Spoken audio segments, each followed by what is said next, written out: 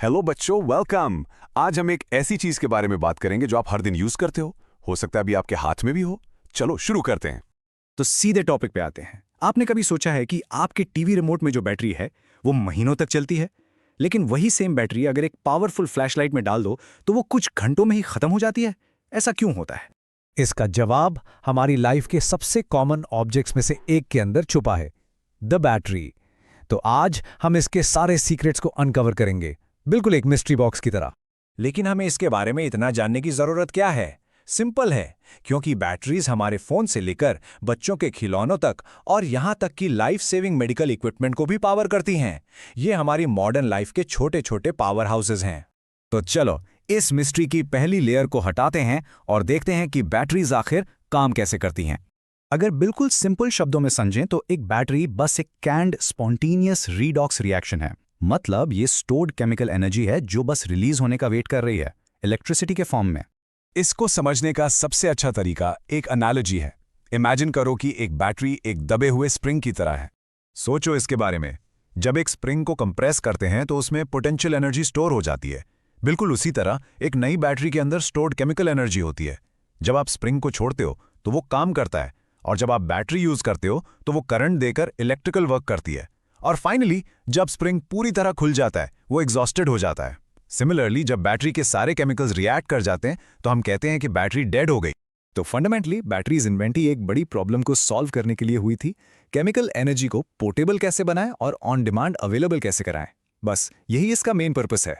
ठीक है, अब जब हमें प्रिंसिपल पता चल गया है तो चलो अब बैटरी के अंदर झांक कर देखते हैं कि इसके मेन कंपोनेंट्स क्या हैं। ओके, एक स्टैंडर्ड एए बैटरी को इमेजिन करो। उसकी जो बाहर की केसिंग होती है वो आमतौर पर जिंक की बनी होती है। यही है हमारा एनोड यानी कि नेगेटिव टर्मिनल। ये वो पार्ट है जो इलेक्ट्रॉन्स रिलीज करता है। अब आते हैं सेकेंड कंपोनेंट पर। बैटरी के बिल्कुल सेंटर में एक कार्बन की रॉड होती है। ये है कैथोड यानी पॉजिटिव टर्मिनल।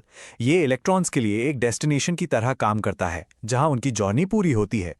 और इन दोनों के बीच में क्या है? एक गाढ़ा सा पेस्ट। इस पेस्ट में होता है इलेक्ट्रोलाइट और दूसरे रिएक्टेंट्स। यही पेस्ट आयंस को फ्लो करने देता है, जिससे सर्किट अंदर से कंप्लीट होता है। जिस मोमेंट आप बैटरी को किसी डिवाइस में डालकर ऑन करते हो, आप सर्किट कंप्लीट कर देते हो। इलेक्ट्रॉन्स जिंक एनोड से निकलते हैं, आपके डिवाइस के थ्रू ट्रैवल करते हैं, उसे पावर देते हुए और कार्बन कैथोड तक पहुंच जाते हैं, और बस इसी से आपको मिलता है फ्लो ऑफ इलेक्ट्रिसिटी। तो ये थी इसके पीछे की केमिस्ट्री। अब देखते हैं कि ये सिंपल सा प्रिंसिपल उन अलग अलग टेक्नोलॉजीज में कैसे अप्लाई होता है जो हम रोज यूज करते हैं।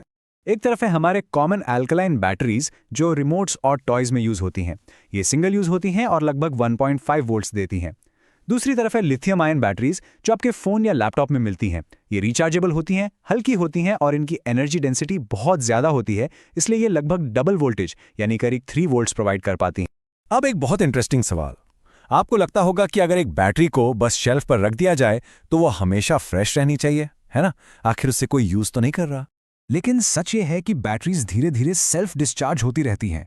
उनके अंदर छोटे छोटे इंटरनल केमिकल रिएक्शंस हमेशा चलते रहते हैं जो रिएक्टेंट्स को कंज्यूम करते हैं। इसीलिए हर बैटरी पर एक एक्सपायरी डेट होती है, भले ही आप उसे कभी यूज ना करो। चलो बस पूरे एक्सप्लेनर के सबसे इंपॉर्टेंट पॉइंट्स को जल्दी से समराइज कर लेते हैं। बस 3 बातें हमेशा याद रखनी है। पहली, एक बैटरी बस एक पोर्टेबल कैंड केमिकल रिएक्शन है। दूसरी, इसे एक दबे हुए स्प्रिंग की तरह सोचो जो एनर्जी स्टोर कर रहा है। और तीसरी, यही सिंपल सा प्रिंसिपल आपके टीवी रिमोट से लेकर आपके स्मार्टफोन तक हर चीज को पावर करता है। बस ये कोर आइडिया, एक मेंटल पिक्चर जैसे वो कंप्रेस स्प्रिंग और एक रियल वर्ल्ड एग्जाम्पल याद रखना। बिलीव मी, एग्जाम्स के लिए ये टॉपिक आपको बहुत आसान लगेगा। Keep learning.